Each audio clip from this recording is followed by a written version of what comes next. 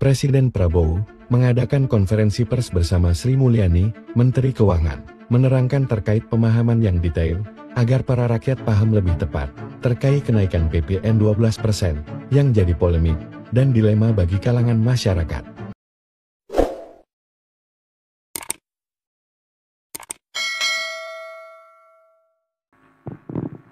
Bismillahirrahmanirrahim. Assalamualaikum warahmatullahi wabarakatuh. Selamat sore, salam sejahtera bagi kita sekalian. Shalom Salve, Om Swastiastu, Namo Buddhaya, salam kebajikan. Terima kasih saudara-saudara sekalian, teman-teman dari media, saudara-saudara sekalian. Sore hari ini dari sejak jam 3.50 kurang lebih saya hadir mengikuti rapat tutup tahun dari Menteri Keuangan dan jajarannya. Jadi pada hari ini jajaran Kementerian Keuangan mengikuti arus masuk uang ke pemerintah Indonesia dari perpajakan, dari bea cukai, dari PNBP, ya. Kemudian karena tepat pada waktu nanti 00, berarti tahun anggaran 2024 ditutup. Tadi saya diberi paparan oleh Menteri Keuangan pelaksanaan dari APBN 2024 dan alhamdulillah di tengah tantangan global yang penuh ketidakpastian, penuh ketegangan, penuh penekanan terhadap perekonomian dunia seluruhnya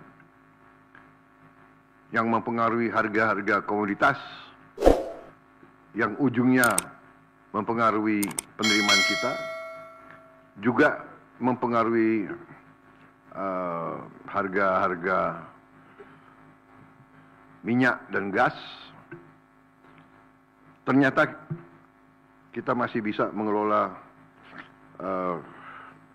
keuangan negara dengan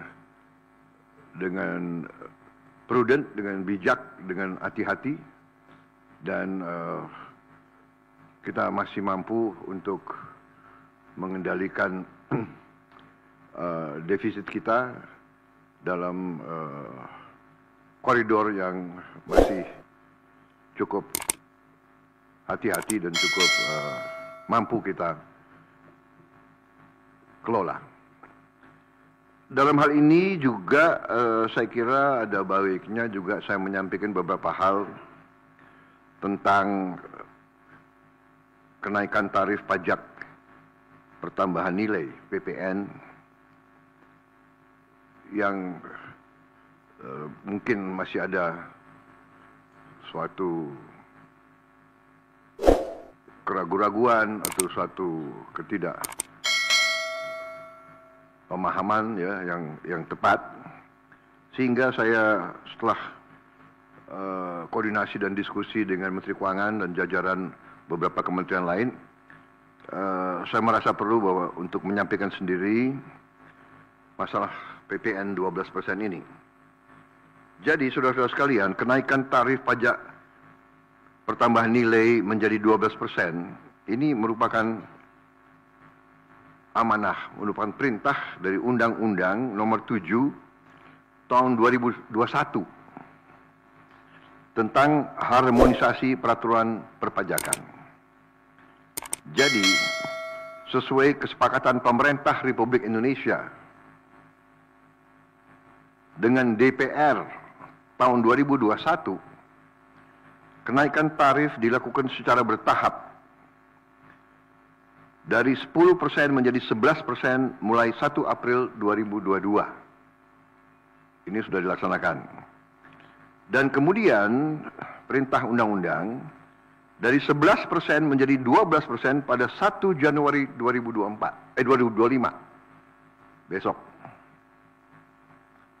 Kenaikan secara bertahap ini dimaksud agar tidak memberi dampak yang signifikan terhadap daya beli masyarakat, terhadap inflasi, dan terhadap pertumbuhan ekonomi.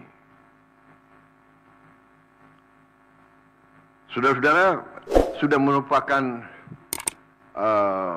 sikap pemerintah yang saya pimpin, juga saya yakin juga pemerintah pendahulu saya, bahwa setiap kebijakan perpajakan harus selalu mengutamakan kepentingan rakyat secara keseluruhan, perlindungan daya beli rakyat, serta mendorong pemerataan ekonomi. Komitmen kita adalah selalu berpihak kepada rakyat banyak, berpihak kepada kepentingan nasional, dan berjuang dan bekerja untuk kesejahteraan rakyat. Karena itu, seperti yang sudah saya sampaikan sebelumnya dan telah berkoordinasi dengan DPR RI, hari ini pemerintah memutuskan bahwa kenaikan tarif PPN dari 11% menjadi 12% hanya dikenakan terhadap barang dan jasa mewah. Ya, saya ulangi ya supaya jelas. Kenaikan tarif PPN dari 11% menjadi 12% hanya dikenakan terhadap barang dan jasa mewah. Yaitu barang dan jasa tertentu yang selama ini sudah terkena PPN barang mewah, yang dikonsumsi oleh golongan masyarakat berada, masyarakat mampu. Contoh, pesawat jet pribadi itu tergolong barang mewah yang dimanfaatkan ataupun digunakan oleh masyarakat papan atas. Kemudian kapal pesiar, yacht, ya, motor yacht. Kemudian rumah yang sangat mewah, yang nilainya di atas golongan menengah. Artinya, untuk barang dan jasa yang selain tergolong barang-barang mewah, ya, tidak ada kenaikan PPN, yakni tetap sebesar yang berlaku sekarang, yang sudah berlaku dari sejak tahun 2022. Ya. Untuk barang dan jasa yang merupakan kebutuhan pokok masyarakat, yang selama ini diberi fasilitas pembebasan atau dikenakan tarif PPN 0%, masih tetap berlaku. Ya, saya ulangi, barang dan jasa yang merupakan kebutuhan pokok masyarakat, yang selama ini diberi fasilitas pembebasan dari pajak, ya, yaitu PPN 0% masih tetap berlaku.